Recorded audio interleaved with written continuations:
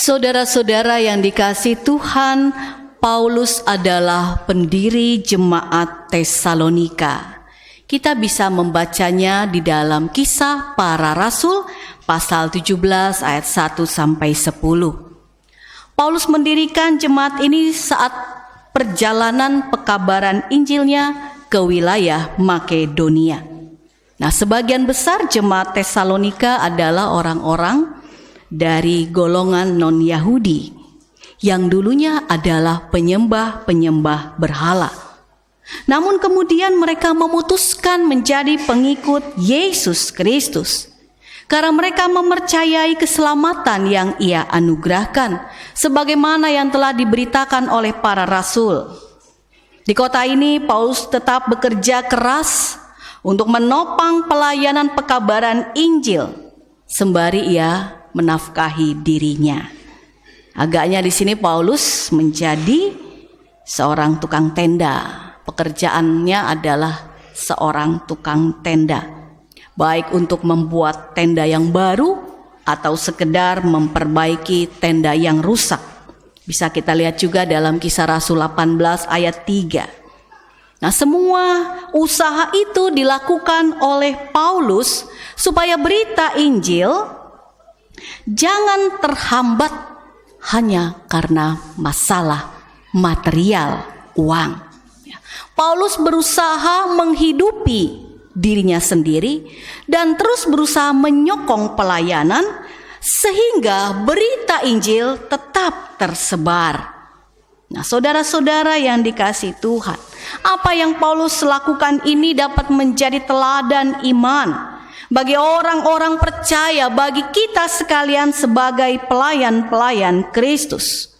Bahwa di dalam kita melayani, jangan karena motivasi uang, dan juga jangan dihambat karena kekurangan uang. Motivasi yang kuat untuk memberitakan Injil akan dapat menolong para pengikut Kristus untuk mengatasi kekhawatiran ataupun ketakutan akan tantangan material tersebut. Ya, buktinya Bapak Ibu Saudara-saudara, kita bisa melihat sendiri di mana masa pandemi yang kita lalui 2 tahun dan tidak ada pemasukan gereja untuk kas operasional yang banyak, tetapi toh pelayanan, persekutuan dan kesaksian tetap dapat berjalan. Tuhan membuka tingkap-tingkap berkat melalui orang-orang yang Ia pilih, yang Ia gerakkan, sehingga dapat terus berbagi berkat. Dan kita dapat mendengarkan firman-Nya dari orang-orang yang diutus Tuhan.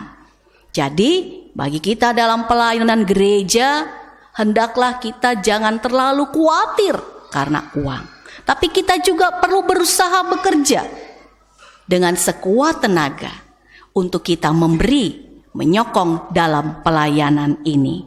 Nah, Bapak Ibu Saudara-saudara, surat Paulus kepada jemaat di Tesalonika ini juga memperlihatkan kedekatan hubungan di antara keduanya.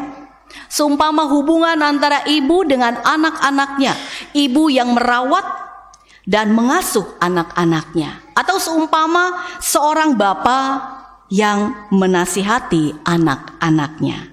Nah, di bagian awal suratnya di dalam pasal 1 ayat 1, Paulus memberikan sapaan awal.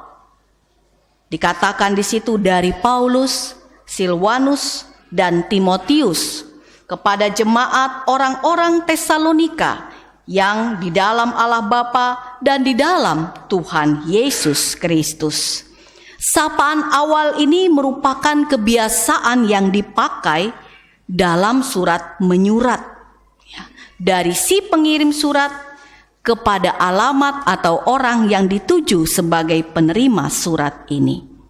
Dan secara implisit lewat sapaan itu Paulus juga hendak menyatakan bahwa pembentukan jemaat Tesalonika bukan karena kehebatannya, bukan dari kemampuan para rasul yang sanggup memberitakan Injil, tetapi karena Allah Bapa itu sendiri melalui kuasa Roh Kudus, yang mana dalam sepekan yang lalu kita telah diterangi oleh firman Tuhan. Jika kita menyimak berita firman yang disampaikan, di situ mau menyatakan kepada kita semua bahwa para rasul berani bersaksi tentang Injil Kristus. Mereka bersedia pergi ke berbagai wilayah, mulai dari Palestina sampai ke luar Palestina. Dan orang-orang yang tidak percaya menjadi percaya, para penyembah berhala menjadi pengikut Kristus. Itu semua karena kuasa Roh Kudus. Tiap-tiap hari oleh kuasa Roh Kudus, jumlah murid semakin bertambah.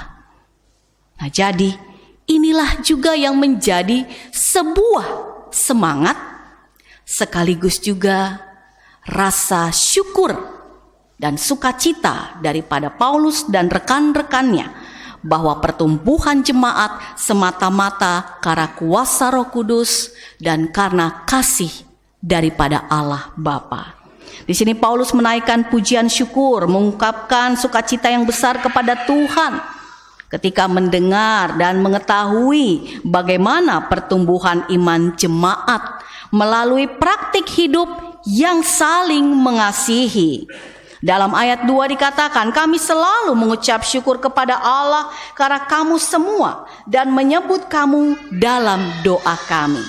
Sebab kami selalu mengingat pekerjaan imanmu, usaha kasihmu, dan ketekunan pengharapanmu.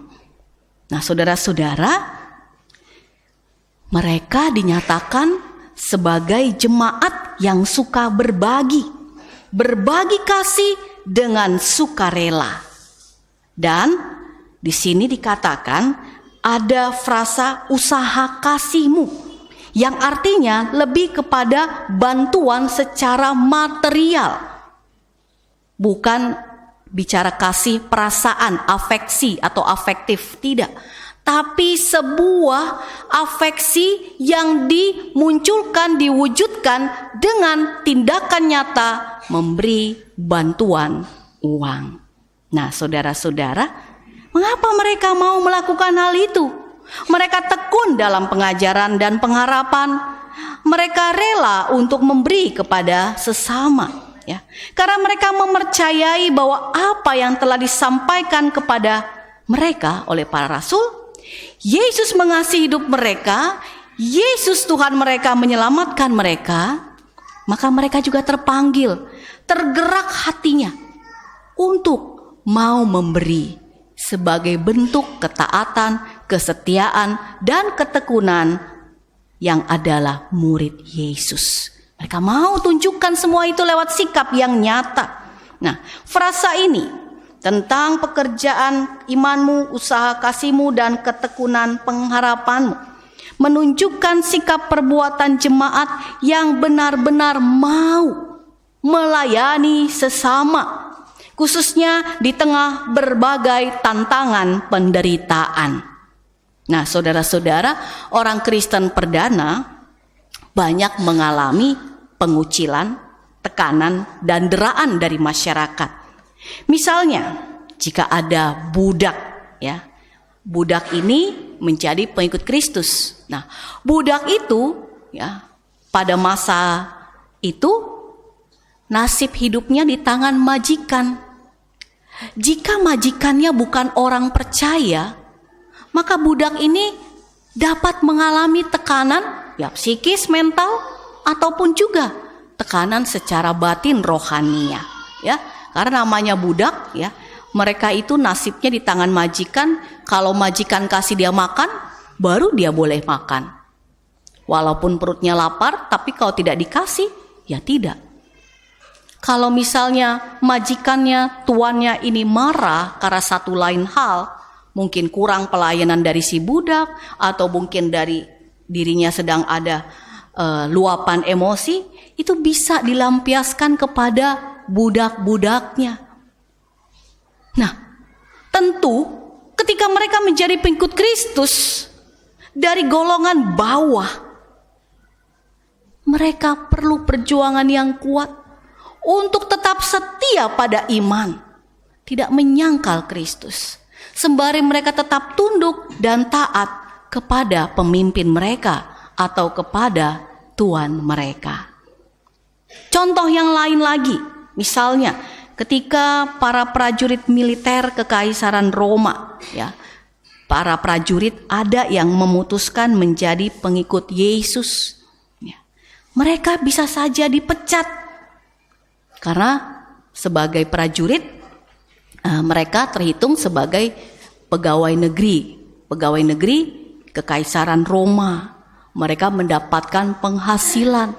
Nah, kalau mereka dipecat lalu tidak mendapatkan penghasilan, bagaimana mereka menghidupi dirinya dan keluarganya? Tekanan lagi dialami oleh mereka yang mengikut Tuhan Yesus. Syukur kalau pemimpin dari prajurit misalnya ada pimpinannya yang Kristen, mungkin bisa tetap mengayomi bawahannya, atau majikannya, tuannya yang sudah mengikut Kristus bisa saja menerima budak ini bukan lagi sebagai pekerja yang diselewengkan dalam hak asasinya, tetapi bisa saja justru dirangkul dan diberikan kepedulian atau rasa cinta kasih yang besar buat mereka. Atau kalau dia majikan yang sudah percaya pada Kristus tapi budak-budaknya belum, justru sebaliknya sebagai tuan mereka mengayomi, menjadi teladan bagi orang-orang yang ada di rumahnya, termasuk para budak. Nah, dari contoh-contoh ini kita bisa melihat bagaimana beratnya perjuangan jemaat Kristen perdana untuk mempertahankan iman percaya mereka, untuk mereka tetap tekun dalam pengharapan yang mereka miliki. Dan bagaimana mereka yang memiliki kelebihan, mereka mau berbagi dengan orang-orang yang sedang berkekurangan. Sehingga ada rasa empati, simpati, ada rasa keseimbangan antara satu dengan yang lain. Yang kuat menopang yang lemah menghormati yang lebih kuat. Terjadi sinergi, terjadi hubungan yang harmonis di antara pengikut Kristus. Dan itulah yang menjadi salah satu ungkapan syukur yang dipanjatkan oleh Paulus kepada Tuhan. Mereka melihat bagaimana jemaat ini tidak terhambat oleh karena tantangan penganiayaan ataupun oleh karena tantangan secara ekonomi dan material. Padahal saat itu juga ada pengajaran sesat yang muncul, yang hendak merenggut atau merusakkan iman percaya orang Kristen. Ada orang-orang yang membawa Injil lain untuk kepentingan atau pemuasan diri mereka sendiri. Dan tampaknya di sini jemaat Tesalonika, jemaat yang kecil yang berada di utara Yunani, tapi mereka hidup bersehati. Dan mereka memikirkan saudara-saudara mereka di tempat lain supaya tetap memiliki iman yang sama. Mereka menopang dalam pelayanan. Nah, Bapak Ibu, saudara-saudara, kenyataan yang luar biasa inilah yang kemudian ditulis oleh Paulus. Ya, dia menuliskan pengalaman sukacitanya kepada jemaat dengan harapan jemaat tetap percaya pada berita Injil yang terus disampaikan kepada mereka, supaya mereka bertumbuh dalam pengetahuan yang benar bahwa Yesus adalah juru selamat. Di dalam Yesus ada jaminan kekekalan atau hidup yang kekal. Dan walaupun mereka menderita, Tuhan tetap setia untuk menguatkan mereka. Nah, saudara-saudara, di sini Paulus menunjukkan rasa sukacita. Dia melihat jemaat bertumbuh walaupun penganiayaan. Kalau begitu, ketika itu terjadi pada dirinya, ketika penganiayaan itu terjadi, dia juga merasa jangan sampai itu menghambat semangatnya untuk terus mengabarkan Injil. Jadi keduanya ini saling bersinergi. Jemaat tetap bertumbuh, Paulus tetap kuat dalam iman. Padahal sebelum mereka sampai di kota Tesalonika, Paulus dan beberapa rekannya berada di kota Filipi waktu memberitakan Injil dan kemudian mengalami tantangan penganiayaan dan penghinaan. baik oleh orang Yahudi maupun masyarakat yang tidak menyukai kekristenan. Ya, mereka dipenjara. Tapi kemudian yang terjadi adalah mereka mendapatkan mujizat, mereka lepas, dan kemudian mereka meneruskan pekabaran Injilnya. Disinilah Paulus melihat, jangan sampai tantangan itu menyurutkan semangat mereka. Jangan sampai mereka mundur. Berita Injil harus terus tersebar. Mereka harus mampu, mereka harus bertekun dalam iman, supaya dapat mengembannya sampai akhir kehidupan mereka. Nah, disinilah Bapak Ibu Saudara-saudara, ketekunan kasih dari para pelayan firman Tuhan atau pemberita Injil bersama dengan jemaat-jemaat yang dilayani, yang juga memiliki kasih, saling mengasihi satu dengan yang lain, saling menopang. Itulah yang disukai Allah, dan disitulah berkat-berkat daripada Allah melimpah bagi jemaatnya.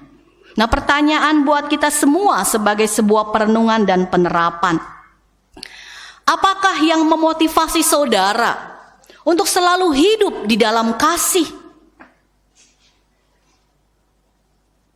Mengapa saudara tetap menghargai orang lain, mau menghormati mereka yang lebih tua, atau mereka yang memiliki tugas tanggung jawab yang besar bagi jemaat atau masyarakat? Mengapa saudara tetap termotivasi untuk memberi bantuan bagi orang yang susah, merangkul mereka yang marginal, bermurah hati kepada mereka yang menderita, melayani mereka yang rendah kedudukannya daripada kita? Atau perbuatan-perbuatan kebajikan lainnya? Apa yang memotivasi saudara? Apakah saudara terus hidup dalam kasih supaya mendapatkan pujian, kehormatan manusia, mengasihi supaya mendapatkan pujian, melayani supaya mendapatkan kehormatan, supaya populer, atau supaya segala keinginan kita dijawab oleh Tuhan tepat pada waktu yang kita kehendaki? Apakah demikian adanya? Banyak kali kita melihat anak-anak Tuhan belum tentu mendapatkan apa yang diharapkan, tapi kehendak Tuhan yang selalu jadi. Sementara orang fasik, orang yang hidup semaunya, orang yang hidup dalam hawa nafsu, tampaknya jalannya lurus dan mulus. Tapi kita tahu ujungnya adalah maut. Apa yang menjadi motivasi saudara? Apakah sama seperti yang disampaikan dalam konteks bacaan kita saat ini? Seperti jemaat Tesalonika, bahwa mereka telah mengalami kasih Allah, mereka mau berbagi kasih, mereka mau menopang pelayanan, mereka mau bertekun mendengarkan pengajaran para rasul, karena itu akan menuntun mereka untuk menghayati kekayaan firman Tuhan yang dapat menyelamatkan mereka. Yang mana Bapak Ibu? Yang A atau yang B? Masing-masing Bapak Ibu Saudara memiliki pilihan, memiliki motivasi, tujuan, kepentingannya tersendiri. Di dalam kita bertekun dalam kasih, bertekun dalam pengharapan, bertekun di dalam memberi bantuan. Alkitab begitu tegas mengajarkan kepada kita bagaimana seharusnya anak-anak Bapa di sorga melakukan perbuatan kasih itu dalam ketekunan dan kerelaan, bukan karena paksaan ataupun karena menuai pujian, bukan, tapi untuk Allah, bagi kemuliaan Allah. Saya sudah diselamatkan dan saya memberi diri buat Tuhan. Nah, Bapak Ibu Saudara-saudara, teks dan konteks bacaan kita saat ini saya kaitkan dengan hal janji iman, bahwa di dalam jemaat kita ada suatu program kerja untuk membangun rumah ibadah bagi Tuhan yang akan kita pergunakan bersama-sama untuk beribadah kepada Tuhan di wilayah Manunggal. Pekerjaan ini adalah pekerjaan yang luhur dan mulia yang Allah percayakan kepada setiap kita. Tinggal kita bagaimana mewujudkan janji kita kepada Dia. Ada beberapa orang yang merasa, kenapa harus berjanji? Apakah janji iman itu yang dikaitkan dengan pembangunan?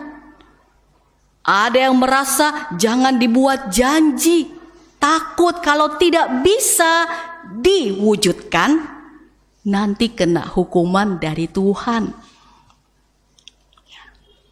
Begitu Bapak Ibu, kalau kita ingkar janji dapat hukuman? Bingung ya, nanti saja dijawab di rumah, berdoa sama Tuhan. Ya. Saudara-saudara, bicara janji iman, sesungguhnya ketika kita diteguhkan sebagai warga di gereja, di situ kita sudah berjanji kepada Tuhan. Kalau di GPIB, pada poin yang ketiga, pertanyaannya adalah, berjanjikah saudara untuk turut serta dalam pembangunan tubuh Kristus, membuang kuasa-kuasa kegelapan yang lain, taat pada aturan yang berlaku dan ketetapan-ketetapan yang ada di GPIB, sambil menjaga kekudusan hidup, bahwa tubuh kita ini adalah bait Roh Kudus. Mungkin sebagian ada yang lupa, tapi di situ kita sudah menyatakan janji iman kita kepada Tuhan bahwa kita mau ikut Yesus sepanjang umur kita, dan kita berjanji mau memberi diri kita untuk melakukan tugas pekerjaan yang Ia percayakan kepada kita. Jadi, bicara janji iman yang dalam hal ini oleh panitia pembangunan melalui kartu dukungan komitmen, itu adalah sebuah wujud kasih, dan ketika kita turut memberikannya sesuai dengan durasi waktu yang ada, itu diuji ketekunan kita.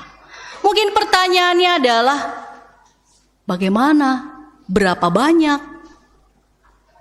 Kembali, setiap kita memiliki rezekinya masing-masing. Takarannya sudah diatur oleh Tuhan. Ada yang memiliki penghasilan yang tetap, ada yang tidak tetap. Dan disinilah iman kita diuji. Waktu kita mau memberi, kita minta pertolongan Tuhan. Tuhan, saya mau memberi, tapi Tuhan tahu batas kemampuan saya. Berapapun yang saya beri, saya mau lakukan yang terbaik buat Tuhan. Tuhan tidak pernah minta kita yang banyak atau yang sedikit. Yang Tuhan minta yang terbaik secara sukarela.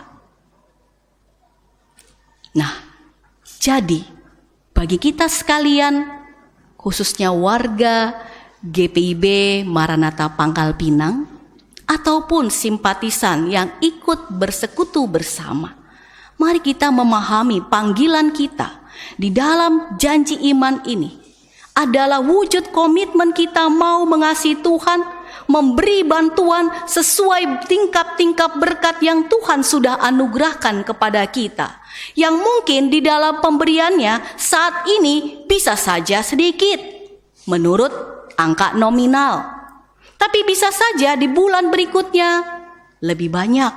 Bisa dia bersifat fluktuatif. Karena itu semua kembali kepada diri kita. Apakah kita memberikannya 1 tahun, 1 bulan, 1 minggu, atau apapun, itu semua kembali kepada diri kita, karena kita yang janji kepada Tuhan. Apakah Tuhan akan membiarkan kita mengingkari janji kita kepada Dia? Tentu tidak, Bapak Ibu. Tuhan akan menolong kita untuk kita bisa mewujudkan apa yang kita janjikan kepada Dia. Sama seperti kita mengikut Yesus. Di tengah-tengah penderitaan ini, di tengah-tengah berbagai pergumulan, Yesus berjanji menyertai kita supaya kita tidak jatuh dalam dosa, tidak jatuh dalam kesalahan. Sekarang masalahnya tergantung kita mau dengar atau tidak. Nah, Jadi Bapak Ibu Saudara-saudara, marilah kita ambil bagian bersama di dalam janji iman ini sebagaimana yang telah disampaikan lewat bacaan kita. Usaha kasihmu dan ketekunan pengharapanmu kepada Tuhan kita Yesus Kristus di hadapan Allah dan Bapa kita. Kalau kita berjanji, yakin Tuhan akan menolong kita. Saat ini tidak bisa, mungkin besok, mungkin bulan depan. Tapi yang jelas, selama kita hidup di dalam Tuhan dan kebenaran firman-Nya, Tuhan tidak pernah meninggalkan kita. Nah, khusus saat ini dikaitkan tata ibadahnya dan juga rangkaian khotbah ini dikaitkan dengan hari ulang tahun pendidikan nasional ya. Pada tanggal 2 Mei dan juga Hutya Pendik ya. Pada tanggal 1 Juli, setiap tanggal 1 Juli, tapi dikaitkan bukan di bulan Juli lagi karena biasanya di bulan Juli itu kalau sekolah-sekolah ya pendik ya, anak-anak muridnya sedang dalam liburan sekolah. Nah, kalau misalnya diundang untuk hadir ibadah di gereja atau mau bikin di sekolahan, perayaannya tidak bisa. Jadi tata ibadahnya disatukan dengan di gereja pada hari Minggu dalam rangka Hari Pendidikan Nasional. Nah, Bapak Ibu Saudara-saudara, kita semua diingatkan bahwa sikap hidup kita yang kita miliki saat ini juga berawal dari didikan. Didikan yang dimulai dari keluarga, gereja, dan masyarakat. Didikan yang dilakukan secara kontinu dari usia dini sampai dewasa. Nah, sekalipun ada karakter bawaan yang secara genetis kita warisi dari nenek moyang kita. Mungkin secara genetis warisan karakter itu tidak baik. Tetapi jangan kita berlindung di balik karakter warisan yang tidak baik itu. Sehingga kita mau mengatakan, saya sulit untuk berubah, saya gak mau berubah. Saya gak mau melakukan itu, saya tidak bisa melakukan itu. Gak bisa. Kita harus belajar berubah. Sebab di dalam Yesus Kristus kita sudah diciptakan kembali. Kita menjadi anak-anak yang memiliki citra Allah. Istilah yang populer bagi orang-orang yang baru mengenal Kristus ya, atau yang tadinya sudah mengenal Kristus tapi kemudian berubah menjadi lebih baik ya, itu istilahnya lahir baru. Nah, lahir baru.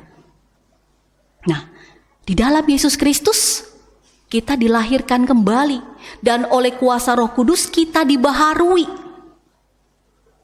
Jadi, di dalam Bapa, Putra, dan Roh Kudus, kita semua diselamatkan, kita semua ditebus, dan kita semua diubahkan menjadi manusia yang setiap saat selalu dibaharui agar mencapai kesempurnaan seperti gambaran anaknya, Yesus Kristus, atau seperti gambaran haliknya, Sang Pencipta kita.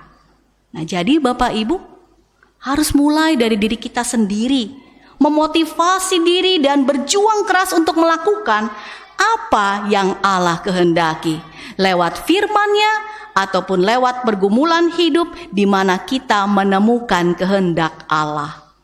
Sejarah gereja telah membuktikan bahwa jemaat yang dididik terus-menerus dibina dalam kebenaran firman Allah. Mereka yang mau menerima kebenaran firman Allah akan menunjukkan kualitas hidup yang baik, benar, jujur, adil, bersahaja, mau berbagi kasih, rendah hati, dan membawa damai bagi seluruh ciptaan. Tuhan memberkati dan menolong kita semua. Amin.